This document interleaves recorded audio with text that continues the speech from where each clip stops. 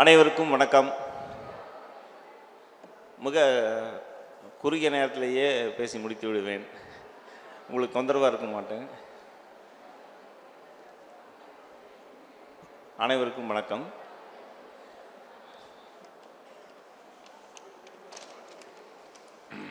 பள்ளி கல்வித்துறை, பொது நூலக இயக்கம், சிறுவாணி இலக்கிய விழா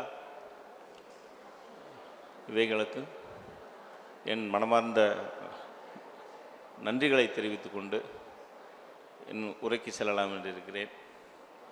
மேலும் திருப்பூர் அப்படின்னாலே திருப்பூர் படைப்பாளிகள், அதாவது மிக நெருக்கமான படைப்பாளிகள் இருக்காங்க. மிகச்சிறந்த ஆளுமை சுப்பிரபாரதி மணியன். மேலும் ஆளுமைகள் கேஎன் செந்தில், பதியம் பாரதிவாசன், மகுடேஸ்வரன் போன்ற சிறந்த ஆளுமைகள், நெருங்கிய ஆளுமைகள் இருக்கிறார்கள். அவர்கள் நினைவுகளோடு உரையை தொடங்கலாம் என்று இருக்கிறேன். மேலும் நம் உடன் இருக்கும், நம் முன்னால் இருக்கும் சிஆர் இளங்கோவன் சார், கலசுப்ரமணியன் சார் எல்லாமே மிகப்பெரிய ஆளுமைகள் நம்மளுக்கு முன்னாடி இருக்கிறாங்க. இவர்களிடம் நாம் கற்றுக்கொள்வது இன்னும் அதிகமாக இருக்கிறது. இந்த மனப்பான்மையோடு இன்னும் வெளியில் நிறைய ஆளுமைகள் இருக்கிறார்கள். இப்பொழுது இந்த அரங்கில் குறிப்பிட்ட 2 பேர் மட்டும்தான் நான் சொன்னேன். இன்னும் அம்சப்பிரியா போன்றவர்கள் நிறைய இருக்கிறாங்க. அதனால் உலகம் பறந்துபட்ட உலகம். நாம் கற்றுக்கொள்ளும் மனப்பான்மை இருந்தால் நாம் எவ்வளவு வேண்டுமானால் எவ்வளவு உயரத்துக்கு வேண்டுமானாலும் பறக்கலாம். மேலும் இதற்கு முன்னாடி நம்ம இன்னும் நான் உட்காந்து இன்னும் கேட்கலாமான் இருந்தது. அவ்வளோ ஆசையாக இருந்தது. நல்லா பேசினாங்க. இப்படியான என் மொழிகளோடு என் உரையை துவங்கலாம் என்று இருக்கிறேன். எனக்கு வழங்கப்பட்டிருக்கும் தலைப்பு கதை நிலத்தின் புதிய பாதை அப்படின்னு சொன்னான்.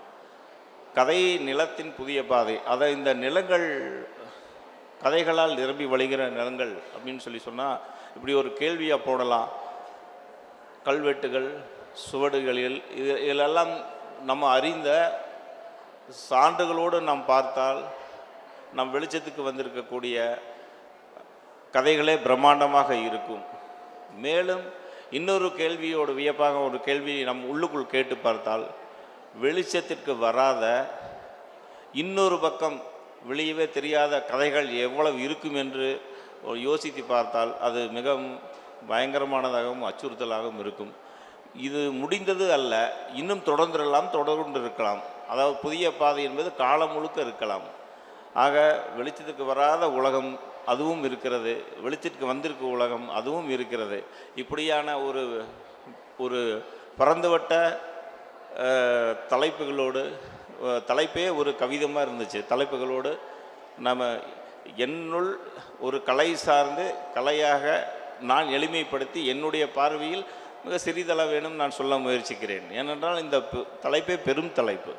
இது இன்னும் நிறையா பேர் சொன்னால் இன்னும் ஆளுமைகள் நிறைய சிறந்து பேசுவாங்க. நான் என்னுடைய அனுபவம் சார்ந்து நான் என்னுடைய எளிமையாக்கி என்னுடைய அனுபவங்களை உங்களோடு பகிர்ந்து கொள்ளுகிறேன்.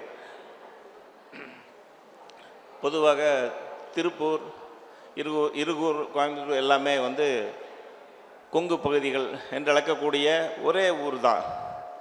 நம்மளெல்லாம் இணைக்கக்கூடிய ஒரு நதி அப்படின்னா நொய்யல் நதிக்கரை மக்கள் அப்படின்னு சொல்லலாம். இந்த நொய்யல் நதிக்கரைகளை பற்றி சொல்ல வேண்டுமானால் அது என்னுடைய ஆசான், என்னுடைய நண்பன், என் உடன் இருக்கும் தோழன் இளஞ்சேரலை குறிப்பிடாமல் இருக்க முடியாது. கரடுகம்பம் என்கிற ஒரு நாவல் நிலவியல் சார்ந்து வரலாற்றுகள் குறிப்புகளோடு மிகவும் ஒரு வரலாற்று நிறைந்த நிலப்பரப்புகள் நிறைந்த ஒரு பெரும் நாவல் கரடுகம்பம் நாவல். அதில் நொய்யல் நதிக்கரையினுடைய அந்த பாதிப்புகள் நிறையா இருக்கும். அதனுடைய சாட்சியாக அந்த நாவல் இருக்கும். மேலும் நொய்யல் நதிக்கரை மனிதர்களுடைய மக்களினுடைய வாழ்க்கை, அதனுடைய வாழ்வு முறைகளை, அதாவது நாட்டார் இலக்கிய மரபுன்னு சொல்லுவோம், அந்த மாதிரியான ஒரு கதைகள் மிக முக்கியமான கதைகள், தமிழில் தவிர்க்க முடியாத கதைகளாக இருக்கும்னு சொல்லலாம். அதில் இன்றைக்கி கொங்கு பகுதியில் கொங்கு பகுதியில் ஒரு நூலாசிரியர்கள் அல்லது வரலாற்று நிகழ்வுகள் எல்லாம் இளைஞர்கள் போன்ற ஒரு ஆளுமைகளை தவிர்த்து நாம் பார்த்தால் அதை நகைச்சுவையாகத்தான் கடந்து விட வேண்டும். ஏனென்றால் அவ்வளவு இன்னும் போய் சேர வேண்டிய அவ்வளவு ஒரு விரிவான தளமாக அது இருக்கிறது. குறிப்பாக ஒரு என் நினைவுகளிலிருந்து நான் குறிப்பிட வேண்டுமென்றால், அந்த நதிக்கரையினுடைய அந்த செழிப்புகளோடு அந்த மக்களோடு அதில் விழுந்த அழிந்த கலைகளோடு அழிந்த உயிர்களோடு நிறைந்தக்கூடிய கதாபாத்திரங்கள், அந்த கலைகள் நிரம்பிய ஒரு 6-7 கதைகள் சொல்லலாம். அதில் வந்து மண்ணின் மகன் அப்படின்னு ஒரு கதை சொல்லலாம், கிழக்கு மோனம் அப்படின்னு ஒரு கதை சொல்லலாம், டியூப் லைட் அப்படிங்கிற ஒரு கதை. இன்னும் வந்து எனக்கு நினைவில் இருக்கிறத நம்ம வந்து சொல்ல முடியும். அம்பாறை பள்ளம் அப்படின்னு சொல்லி ஒரு கதை. அது உதாரணமாக சொல்லப்போனால், நம்ம பகுதியில் இருக்கிற ஒரு காமாட்சிபுரம்னு ஒரு இருக்கும், அதில் வந்து ஒரு பாலம் இருக்குது. அதில் அந்த ஆனவாரி பாலம்னு சொல்லுவாங்க.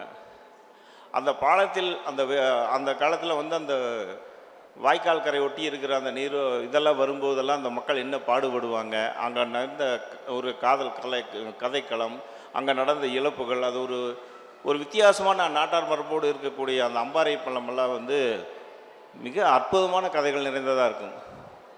இந்த கதைகளோடு மட்டும் இல்லை, இந்த நதிக்கரை என்று சொல்லக்கூடிய எனக்கு தெரிந்த அளவு தான் நான் தேடி இருக்கிறேன். நதிக்கரையோடு இருக்கக்கூடிய அந்த வாழ்க்கை முறையெல்லாம் இன்னும் நிறையாக இருக்கிறது. வெளிவராத, நான் சொல்லல, வெளிவராத வரலாறுகள் அப்படின்னா நிறைய நாம் தேடி பார்க்க வேண்டிய, தெரிஞ்சிக்க வேண்டிய ஆவல் நிறைய இருக்கிறது என்று நான் கருதுகிறேன். ரெண்டாவது சொல்லப்போனால், நொய்யல் அப்படின்னு சொல்லும்போது நாங்கள் வளர்ந்த விதத்தை சொன்னாமல் இருந்தால் ஒரு மகிழ்ச்சியாக இருக்காது. நான் எப்பவுமே இந்த சிறுவர்களில் ஒருவனாகத்தான் நான் நினைத்து கொண்டிருக்கிறேன். ஏனென்றால் இந்த காலத்தில் தான் நாங்கள் நொய்யல்களில் வாழ்ந்தோம். கிட்டத்தட்ட ஒரு 80களிலெல்லாம் வந்து ஒவ்வொரு நாளும் புலர்கிறதே ஊர் மக்களுக்கு, நான் மட்டும் இல்லை, ஊர் மக்கள் அனைவருக்குமே அந்த ஒரு நொய்யல் சார்ந்து தான் ஒரு எல்லா வாழ்க்கை முறையும் அமைக்கப்படும். அந்த ஏரியாவில் நடக்கக்கூடிய விவசாயிகள், குறிப்பாக சொல்லப்போனால் கரும்பு, மசால் தோட்டங்கள், இந்த மாதிரி சுங்கம், அதாவது காய்கறி ஒட்டின மாதிரியான தழும்புகள், அந்த எல்லாமே வந்து அந்த கரையோரத்தில் இருக்கிற விவசாயிகள்லாம் அந்த தண்ணி பயன்படுத்துவாங்க. ரெண்டாவது, அனைத்து வீட்டில் இருக்கிற ஒவ்வொரு துணிகளையுமே குடும்பத்தோடு வந்து துவைக்கிறதுக்கு போவாங்க. அங்கேருந்து அதாவது போய் அந்த துவைச்சி காய வைக்க நம்ம எடுத்து கொடுத்துட்டே இருப்பாங்க வீட்டில் இருக்கிற நபர்கள். இது ஒவ்வொரு குடும்பத்திலையும் நிகழும். ஒரு இதை ஊர் பூராமே இருக்கும். அதே மாதிரி அதை ஒட்டியான மில்களினுடைய சுற்றுப்புறம் எல்லாமே மில்கள் சூழப்பட்ட ஒரு அந்த பகுதி. கஸ்தூரி மில்லு, சிறிகிரி மில்லு, நிறையா மில்லுகளை சொல்லலாம். அதெல்லாம் வந்து எப்படின்னா, காலையில் அந்த மில்லு வேலைக்கு போகும்போது 6 மணிக்கெல்லாமே கொண்டு வந்து விட்டுட்டு பகல் ஷிஃப்ட்டுக்கு போவாங்க பெரியவங்கெல்லாம். அந்த மாதிரியான அந்த ஊரோடு அந்த இதோடு ஒவ்வொரு வாழ்க்கையோட அடித்தளத்திலிருந்து இருக்கக்கூடிய அந்த நொய்யல் நதிக்கரை இருந்தது. ரெண்டாவது சொல்லப்போனால், அந்த அந்த அந்த ஆற்றை ஒட்டியான வாழ்க்கை முறைகளில் வியாபாரத்தில் வந்து சலவை தொழிலாளர்கள் சொல்லலாம். அதை ஒட்டியான அவங்க இந்த கழுதைகள் எல்லாம் வளர்த்துல அந்த மாதிரியான வளர்த்து முறைகள் நிறையா இருந்தது. அப்போல்லாம் வந்து அந்த ரயில் 20 நேரம் ரயில் தான், இது ரயில் இருகா பெரிய ஊர். அது அந்த ரயிலில் அந்த அலறுகிற அந்த அடிபட்டு அந்த கழுதைகளுடைய அலறல் சத்தமெல்லாம் எங்களுக்குள்ளே இன்னும் அடித்தளத்துலேருந்து கேட்டே இருக்குது. இங்கே இந்த நம்ம பகுதிகளெல்லாம் வந்து ரயிலோட இசையுமே அந்த இந்த கழுதைகளோட அலறல் இதெல்லாமே வந்து சின்ன வயசுலேருந்தே ஆழமாக பதிந்த ஒரு அந்த இதாக இருக்கும். இதெல்லாம் வந்து சின்ன வயசுலேருந்து, இப்போ சொன்னாங்க இல்லையா, கனவுகள்னு சொல்லும்போது இதெல்லாமே அப்படி தானாக வரும். அந்த மாதிரியான ஒரு நதிக்கரையோடு வளர்ந்து வந்த ஒரு அனுபவம் இன்னும் நிறையா சொல்லலாம். அதை இப்போ பார்த்திங்கன்னா, நம்ம பட்டாம்பூச்சி அடித்து சுற்றிட்டு இருந்த இடமெல்லாம் இன்றைக்கி எல்லாமே வேறு நகரமயமாக மாறிடுச்சு. அந்த பட்டாம்பூச்சியில் எங்கே இருக்கும்? இப்போ அந்த அலறல் சவுண்டு, அந்த கழுதிகளெல்லாம் வளர்த்த அந்த கழுதிகளெல்லாம் இப்போ எங்கே இருக்கும்? யோசித்து பார்த்தா நம்மளுக்கு ஒரு கேள்வி. இப்போ நிறையா சொல்லலாம். நாம் வந்து தேடினது ஓரளவுக்கு அந்த ஆற்றை ஒட்டியான சில நினைவுகள் மட்டும்தான் நம்ம சொல்கிறோம். இந்த மாதிரி கேள்விகள் போட்டால் நிறைய உயிர்களை நம்ம இழந்திருக்கிறோம், தொலைத்திருக்கிறோம். இந்த நிலத்தில் வாழ்ந்திருக்கிற அடையாளங்கள் நிறையா போயிருக்கிறது. குறிப்பாக இன்னொன்று சொல்லப்போனால், அவனாசி சாலை, திருச்சி சாலை, மேட்டுப்பாளையம் சாலை, பொள்ளாச்சி சாலை, இது எல்லாமே வந்து மாறி ஒரு வடிவமைப்பு மாறி இப்போல்லாம் ஒவ்வொரு பஸ் நிறுத்தமே ஒவ்வொரு மரங்களை வச்சு நம்மளுக்கு மனசில் நின்றுருக்கும். இப்போ ஓப்ஸு bus stand, Columbus bus stand, Ramanathapuram bus stand, இதெல்லாமே வந்து ஒவ்வொரு மரங்கள் ஒட்டியான நினைவுகள் தான் பஸ் ஸ்டாண்டில் இருக்கும். ஆனால் இன்றைக்கி என்னடான்னா அங்கே ஒரு இது அனுப்பிச்சிடுவாங்க, நெட்டிலிருந்து அனுப்பிச்சிட்டாங்கன்னா அந்த அட்ரஸ் தொலைவி போய் இப்போ இது பண்ணுவோமே, அந்த மாதிரி ஆகிப்போச்சு. ஒவ்வொரு ஸ்டாஃபுகளுமே அடையாளம் இல்லை. நம்மளை வழக்கமாக இருக்கிறவங்களே ஃபஸ்ட்டு நடத்துனர்கிட்ட கேட்டு தான் நம்ம இறங்க வேண்டியதாக இருக்குது. இப்படியான மாற்றங்கள் எல்லாம் நிகழ்ந்தது. இதெல்லாம் நகர வளர்ச்சி அப்படி ஒரு பக்கம் இருந்தாலும், நம் சௌகரியத்துக்குள் இருந்தாலும், அந்த கதைகள் என்பது இழந்தவையும் பிறப்பவையும் இருப்பையும் என்பது எல்லா கோணத்திலும் நாம் பார்க்கும் பொழுது இதையெல்லாம் நம் நினைவுகள் நம் வளர்ச்சியிலிருந்து வர முடியாது. இன்னொரு பெரிய ஒரு இடர்கள் அப்படின்னா என்ன அப்படின்னா, நம்ம காலத்தில் நாங்கள் வாழ்ந்த காலத்தில் தொலைபேசி இல்லை, விஞ்ஞானம் இல்லை. இப்போ இருக்கிறவங்ககிட்ட அது நிறையா இருக்குது. அப்போ இப்போ இருக்கிற உணர்வுகளோடுமே பழைய மனிதர்களும் சந்திக்கும் போதும், அதாவது இலக்கியத்தில் சரி ஒரு வித்தியாசமான அணுகுமுறை இருக்குது. அந்த வித்தியாசங்கள் வந்து முதியவர்கள் அப்படியெல்லாம் இல்லை. ஒரு மாற்றம், ஒரு நகர மாற்றத்திற்கு பிறகான அந்த அணுகுமுறைகள் தான். இப்போ இருக்கிறவங்களுமே நான் முன்னாடி அந்த பழக்கத்துக்கு வந்துடுவாங்க. நீங்கள் இருக்கும்போது அந்த பழக்கத்துக்கு வந்துடுவீங்க. எல்லாமே இந்த செல் அப்படின்னாலே நீங்களும் யூஸ் பண்ணலாம், நம்மளும் உபயோகப்படுத்தலாம்.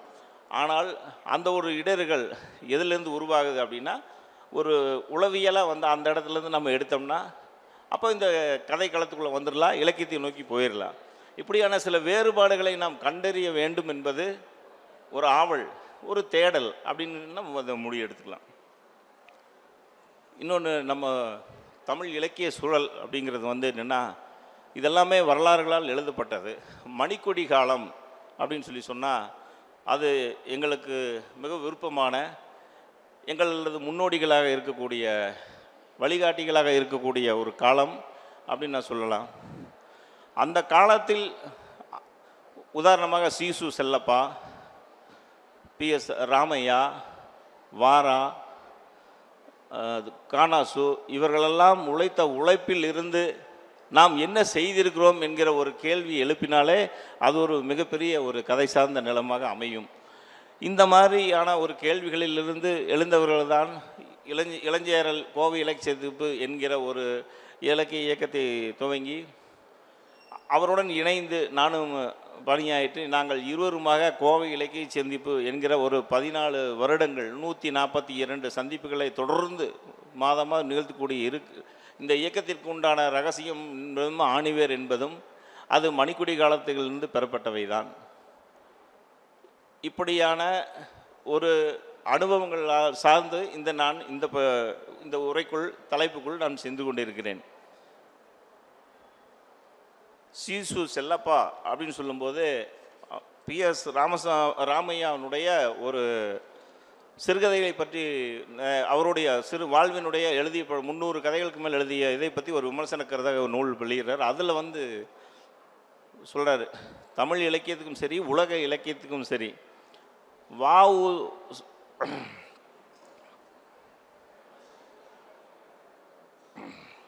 வாவு சாமிநாத ஐயர் துவங்கிய சிறுகதை களம் அப்படின்னு எழுதினாலும் அவருக்கு பிறகு அவரை ஒட்டி அல்லது அவருக்கு பிறகு 1900 1930 வரையிலான 30 வருட காலங்களில் உலக அளவில் தமிழ் இலக்கியத்தில் சிறுகதைகளாக அந்த இதாக பயன்படுத்த வேண்டும் என்பது PS ராமையா தான் என்கிற ஆணித்தரமான ஒரு வாதத்தை முன்வைக்கிறார். அவரே பிறகும் சொல்லுகிறார், கவிதை நவீன கவிதை என்பதற்கு பிச்சமூர்த்தி என்கிற ஒரு ஆளுமையையும் சிறுகதைக்கான ஒரு ஆளுமையாக PS ராமையம் தான் உலகில் மிஞ்சுவார்கள் என்கிற ஒரு அழுத்தமான பதவியை முன்வைக்கிறார். இவர்களெல்லாம் உழைத்து முடித்து தேடிக்கொண்டிருந்த ஒரு முன்னாடியான ஆசான்கள். அதே மாதிரி கானாசு அப்படின்னு சொல்ல நிறைய சொல்லலாம். முரண்பட்டு உழைப்புகளோடவே வாழ்ந்து தியாகம் செய்தவர்கள். அவர்களான ஒரு கானாசு அவருடைய ஒரு சிறு கவிதை, ஊருக்கு உவக்காததை சொல்ல ஒருவனுக்கு தனி நரகம் உண்டென்றால் அங்குதான் ஜீவிப்பேன் நான். அங்கும் என்னால் வாழ முடியாது. ஏனென்றால் அங்கு உள்ளவர்கள் உவக்காததை சொல்ல எனக்கு மட்டுமே தெரியும். ஊருக்கு உவக்காதை சொன்னவர் பரம்பரை பெரிது கான், அங்கும் நான் உவக்காததை சொல்லுவேன் அப்படின்னு ஒரு லட்சியமாக, அதாவது புகழ் தேடல் இதெல்லாம் அந்த புகழ் இந்த இதுக்கெல்லாம் அழுகாமல் நான் உண்மையைத்தான் பேசுவேன், தேடுவேன் அப்படிங்கிற ஒரு ஒரு இயக்கமாகவே நின்று இருக்கக்கூடிய ஒரு ஆசான்கள் இவர்களெல்லாம். அதை ஒட்டியான தொடர்ச்சியாக வண்ணதாசன், பிரம்மராஜன், கலாப்பிரியா, மனுஷ்யபுத்திரன் போன்ற மிக சிறந்த இன்னைக்கு இயங்கி கொண்டிருக்கிற எழுதக்கூடிய ஆளுமைகள் ஏராளம் உண்டு. அதில் பிரம்மராஜன் அப்படின்னு சொல்லணும்னா எப்பொழுதுமே எங்கள் காலத்திலிருந்து, அதாவது கிட்டத்தட்ட ஆரம்ப காலத்திலிருந்தே தம் படைப்புகளில் ஒரு பரிசோதனை முயற்சி செய்து கொண்டே இருப்பார். அந்த அந்த உணர்வுகளில் அவர் யாருன்னே எங்களுக்கு தெரியாது, எங்களையும் யாரும் அவருக்கு தெரியாது. ஆனால் இன்று வரையிலும் அந்த அவருடைய படைப்புகளை ஒரே ஒரு முறை நாம் நேரடியாக சந்திச்சிருக்கோம். இயக்கத்துக்கு வந்திருக்கார், இலக்கிய சந்திப்பு.